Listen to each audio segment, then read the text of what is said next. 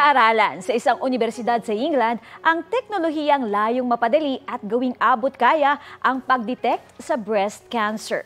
Natuklasan ng grupo ng mga researchers sa Sheffield Hallam University na posible yan sa pamamagitan ng fingerprint test. Mula sa pawis na nakukuha sa fingerprint, masusuri ng artificial intelligence o AI ang protein levels sa katawan ng isang tao. Ang dami at komposisyon ng protein sa katawan ay pwede raw maging indikasyon kung may breast cancer ang pasyente. Inaaral din ito kung pwede itong alternatibo sa mammogram at biopsy na ginagamit ngayon para ma-detect ang breast cancer. Kapuso, para sa mga maiinit na balita, mag-subscribe sa GMA Integrated News sa YouTube. Sa mga kapuso naman abroad, subaybayan nyo kami sa GMA Pinoy TV at sa www.gmanews.tv.